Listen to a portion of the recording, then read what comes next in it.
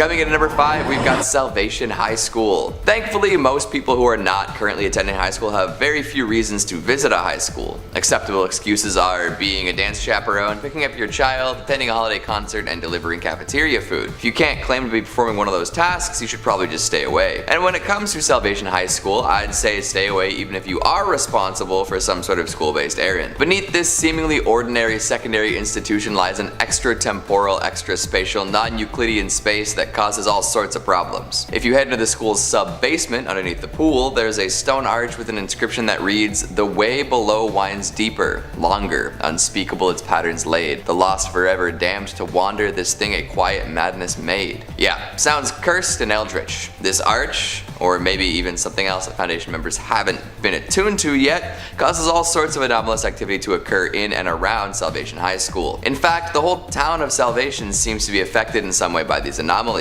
At first, students started hearing disembodied voices coming from underneath the school. This was discounted as nonsense at first because who believes anything a teenager says? Soon after, faceless forms were reported floating around campus and flags started floating mid-air unattached to anything. More and more strange events started happening, many of which seemed to resemble glitches in poorly programmed video games. Water filled the school, but administration didn't shut anything down, and students came in and went about their day mostly as per usual. At some point, students started clipping through floors, but nobody seemed surprised. Things would only get weirder from there. These days, the Foundations has essentially condemned the school, the town, and even surrounding areas. So don't visit unless you like teleporting to physically inaccessible places and getting stuck. Coming in at number 4, we've got the Kangerlugsuaq Glacier in Greenland. You do know that Iceland is quite temperate and Greenland is largely covered in ice, right? Or at least that's what they tell me. I've never personally visited. And I don't plan on finding out the truth myself anytime soon, especially after reading about this glacier in particular. A lot of ice melts every year, which is bad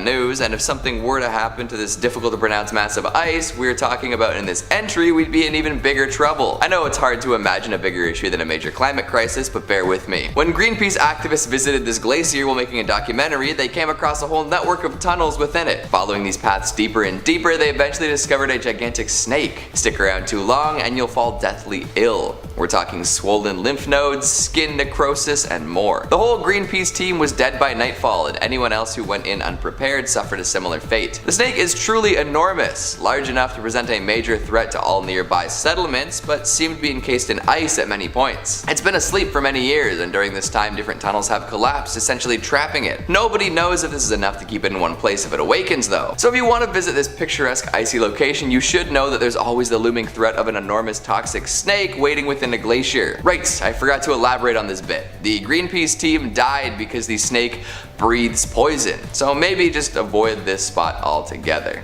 Coming in at number 3, we've got Lake Redacted within Redacted County. Redacted. When you see so much redacted text in one location, you know you're in for some trouble. I'd tell you not to visit, but you'll likely never figure out where this place is anyway. Either way, I feel compelled to tell you, you do not recognize the bodies in the water. Seriously, you don't. See, this lake is special. Folks who come close to it swear they see someone they know dead in the water. But it's important that you remember, you do not recognize the bodies in the water. There are some anomalous forms in the water, but they definitely don't belong to anyone you know. This constant refrain doesn't seem to help too many people though, as most folks who do see bodies in the water become convinced that they belong to friends, family, or acquaintances. Once this thought is planted in their heads, they'll wade into the water, attempting to help out whoever they may see floating there. And then, they never come out. This last bit is doubly troublesome, as every new body the lake takes on seems to strengthen its pull. More people will be drawn in from a wider radius. So please, for the sake of all that is good and lovely, do not attempt to find this lake. And if you do, remember, you do not recognize the bodies in the water. Coming in at number 2, we've got Daleport. Lovecraft fans, do your best to resist the urge to immediately travel here. It's full of eldritch monstrosities, sure, but that's equally attractive and repulsive if you think about it for a moment. And there are no survivors from the anomalous event, which might just push the needle a little further towards repulsive. What you can expect to find is the following: a smear of entrails and viscera capable of picking up audio-radio transmissions, a torso embedded in a wall, constantly spawning blood 15 centimeters centimeters above it. The body of an old man with ash constantly spewing from its eye sockets. Human corpses littering the streets with circular holes in their foreheads. Floating torsos outside the library at specific times every day, and more. These seem to be remnants of whatever the hell happened here, and I don't know if it's a good idea to try and solve the mystery behind it all. What's in the past is indeed in the past, but to retread that ground isn't the best call. Especially when it's ground that a local cult spent plenty of time setting up for a grand battle between Great One type beings. God, just the destruction they left behind might be enough to tear one's mind asunder. Heed my warning. Coming in at number 1, we've got the intersection of the Tigris and Euphrates rivers. This might seem oddly specific and vague, but trust me, you don't want anything to do with this location. Seriously, if you somehow manage to make it through the Foundation's perimeter, you'll find yourself in a situation unlike any other. In Dr. Clef's 001 proposal, he outlines a being that can be compared to an angel of some sort. Probably, but no one's really sure what exactly it is. In the trials that have been performed, different people and machines have been sent towards the gigantic flaming humanoid in the sky. Get too close and get obliterated. There really isn't much else to understand here. Sure, it often gives folks orders and they usually follow, but that almost seems inconsequential in the face of a being like this. Knowing this, you can probably make the decision all on your own to avoid this river intersection. But hey, if you do decide to visit, make sure you've made peace with who and whatever you may need to before taking those last few steps. Coming in at number 5, we've got SCP-354. Last time we talked about off-limits lakes with bodies you didn't recognize. Well, today we're going to discuss a blood-red pool that generates bodies you wish you didn't have to see. Up in northern Canada, shout out to northern Canada by the way, there is a pool of red liquid. It's kind of similar to blood, but only in consistency. From time to time, creatures will emerge from said blood liquid and try to escape. These creatures are usually very hostile and dangerous, like super deadly if not handled with the utmost care. They range in size, shape, and similarity to other living creatures. At first it was stuff like giant bats, bear-sized echidnas, and reptilian humanoids. Most of them were impervious to gunfire and other traditionally effective forms of damage. But then there are also the ones that pop up and resemble giant metallic spheres or gigantic tentacles with no discernible body. At one point, a duo of red and black crystalline cats popped out of the liquid and fought each other to the death. This was refreshing for the Foundation personnel tasked with guarding the pool because for once they didn't really have to do anything. They just got to watch the melee. One of them even fully solidified as it was made of some sort of magma substance which prevented it from moving, and now it's a statue in a Foundation doctor's office. For a while it appeared as though the pool was done shuttling strange creatures into our world. O5 thought it would be alright to slacken the restrictions around it and assign fewer guards to guard it. Turns out this was a bad call though. The good doctor, after studying the red pool for a lengthy period of time, seems to believe that it's preparing for something. The pool is growing larger and is going to spew even bigger beasts into the world. And if that is the case, nobody's prepared, so stay away from there. Coming in at number 4, a room that contains something nobody remembers. I can tell you to stay away from this one, but it's going to be tough to explain why. Plus, I'm not so sure it's the SCP itself you want to stay away from, or if it's the place that it's kept. There's a cement room accessible via a heavy containment door that locks automatically. Folks are encouraged to stay at least 50 meters away at all times, and really nobody goes in or out these days. The fact that I can tell you about any of this is miraculous in its own special way. The room is supposed to contain SCP-055. 055 is what's known as an anti-meme, or a self-keeping secret. Once you learn anything about it, that info just sort of leaks out of your brain, like a bad faucet, or a Capri Sun that has a hole in the bottom. Which is weird because we know that it exists and we know about its properties. Nobody knows how, when, or by whom this thing was acquired. Nobody's ever really described it in a way that people can remember, and anyone who has been asked to describe it will find themselves distracted to the point of sheer incoherence. Photos have been taken and extensive written notes exist, but anyone who comes across these documents inevitably ends up forgetting everything anyways. There's even plenty of security footage of people taking said photos and scribbling said notes, but that's all ended up the same way. In fact, the forgetfulness is so complete that all Site-19 personnel have seemingly no knowledge of 055's existence at all. Every once in a while, somebody rediscovers the paper trail and freaks out a little bit. Like, how the hell has this thing gone unnoticed for so long? But as one might expect, this panic only lasts for so long before they forget about it. This gigantic blind spot is a problem for sure. Like, what if the anti-meme is killing people, ripping them to shreds and painting the walls of its enclosure with their entrails? We would never know. And what if it makes people forget other things too? Like, what if it's curating Foundation knowledge to its advantage? We would never know, now would we? So do your best to avoid Site-19, and if you do end up there, avoid the big concrete box that they keep 055 in. for the good of your brain, if nothing else. Coming in at number 3, we've got SCP-3989. Just a totally normal olive grove, folks. Nothing to see here. Don't try to visit and poach any olives, alright? Just keep living your normal, non-fresh olive life and don't visit this place, alright? It's not safe, not worth it. All the folks who have visited before have ended up in pretty rough condition. It was once assumed to just be an anomalous throng of olive trees, growing strange fruits that gave birth to odd humanoid bodies and smelling of rot. The leaves would pulse and their stems would be full of black fluid. But over time it was discovered that the location wasn't just anomalous in its production, but also in cognitohazardous ways. Folks who got involved soon found themselves worshipping a new deity and looking for human sacrifices. Sacrifices that were meant to feed some gigantic growing things at the center of the grove. The olive trees near the middle have grown way too big and seem to be producing humanoid creatures. They smell of rotting flesh and also give off afterbirth-like substances. It's all very Lovecraftian if you think about it. Someone is calling everyone forth to join the fleshy mass of trees and goop, and it's getting bigger and stronger and is producing more gigantic shape-shifting humanoids, and soon it'll be too late to stop it. So again, maybe just avoid this olive grove. Get your oil from the Italian grocer down the street, alright? Coming in at number 2, we've got SCP-823. Old amusement parks are creepy enough on their own. So many classic tales of carnivals and rides gone wrong. 823 is a horrific example of the kind of sinister stuff that can happen in a place meant to bring happiness and joy. At one point it was a relatively popular amusement park, but over time as escalating violent events kept occurring, it was abandoned and left to become overgrown in the woods. 231 folks were killed at the park, with 7 more being injured or maimed. Yeah, I'd abandon it too. You want a quick rundown of some deaths that occurred here? A couple got forcibly fused together in the Tunnel of Love. A man in a mascot costume had his lungs filled with fibrous stuffing. 15 people were decapitated on one roller coaster ride. And a person had their limbs removed inside the House of Mirrors, and then the limbs were scattered all over the place, and a lot of them were inverted as if they were in a mirror, but even when they took them out, they were backwards. Not good.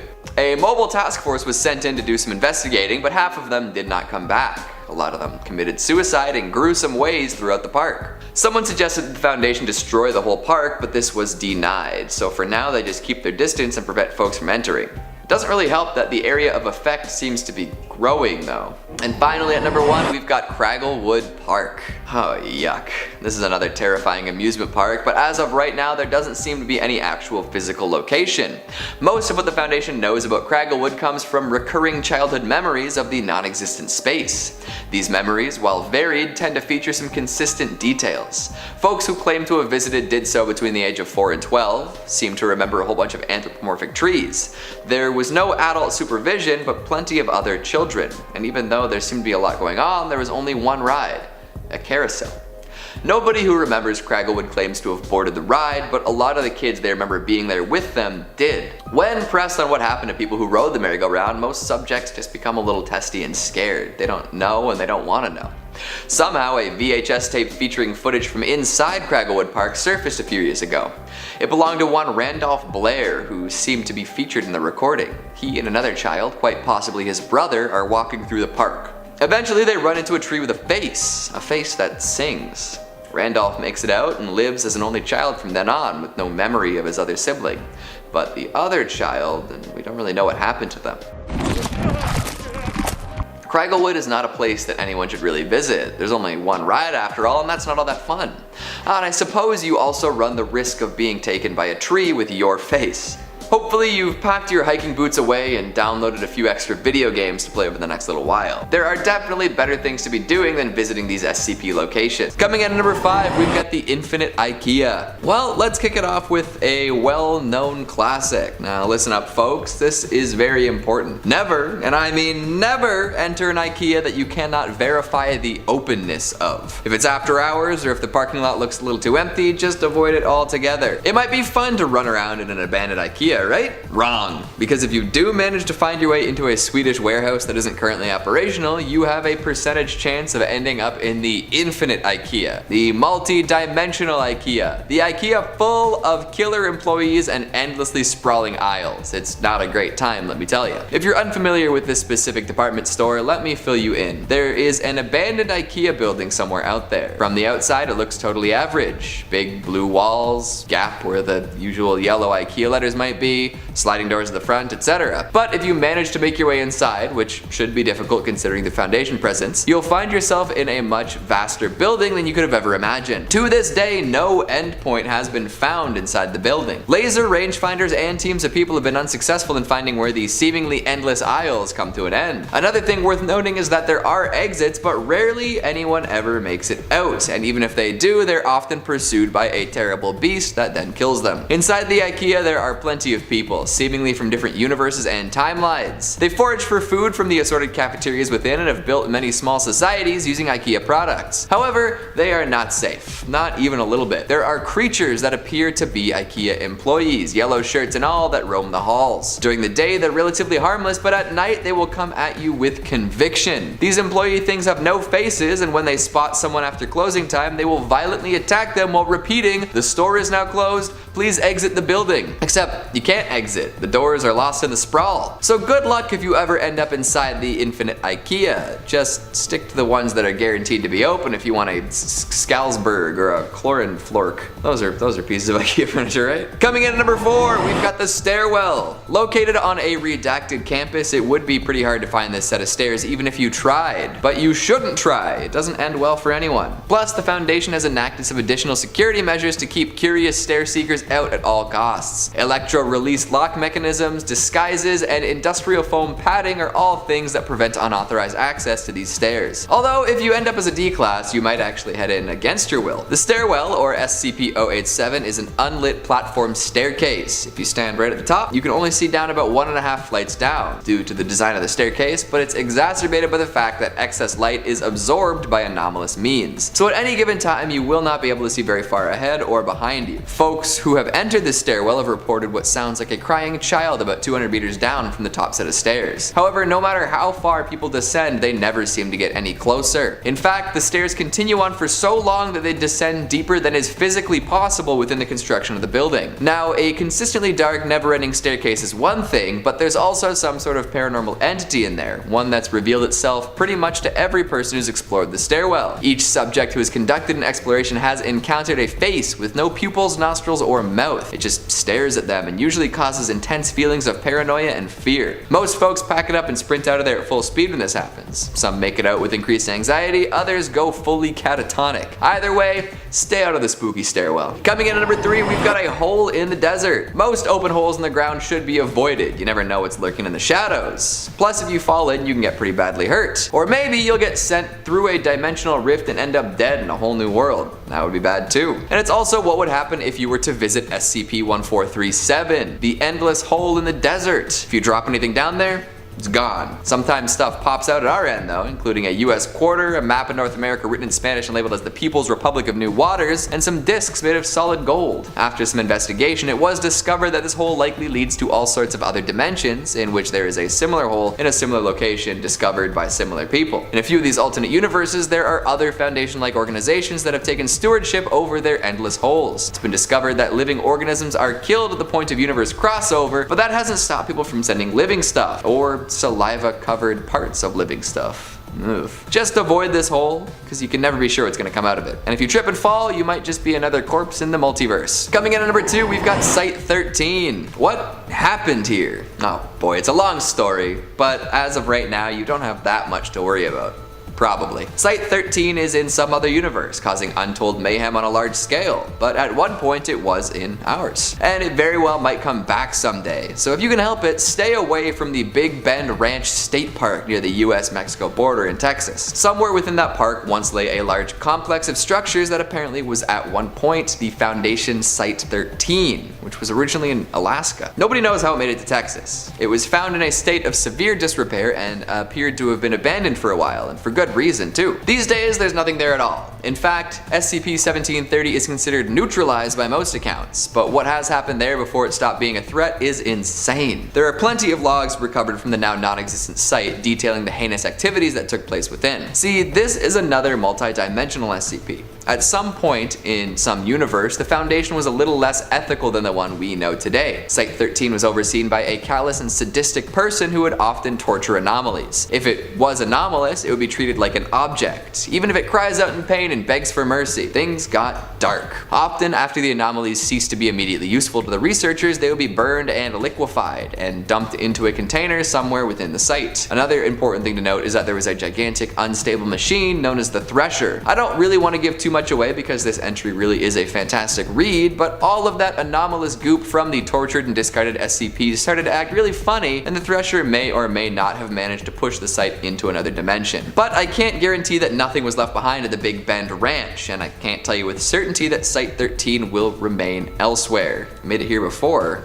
Who knows? And coming in at number 1, we've got the town that got wrecked by bears. The actual title of this one doesn't involve the word wrecked. It's a little less nice than that, but I figured I'd keep the language relatively clean. Also known as SCP-2875, this is a perimeter of about 2 kilometers around a town in Wisconsin that seems to constantly spawn bears. Like every 3 days or so, between 50 and 100 fully grown bears will just appear throughout the town and surrounding areas. These bears aren't special in any sort of way, if you can believe that. They just appear and act like any other bear would in that situation. Unfortunately, that means that they're big, strong, and don't disappear, which means that there are way more bears than there should be around that small Wisconsin town. The Foundation has had to step in and get rid of the excess bears through violent means, but don't try shooting one. If you kill one of these bears with a firearm, 2 will appear in its place the next spawning day. Folks don't live in that town anymore, it's just not worth it. Just like how it's not worth it to visit, unless you like getting mauled by bears or getting taken care of by the Foundation.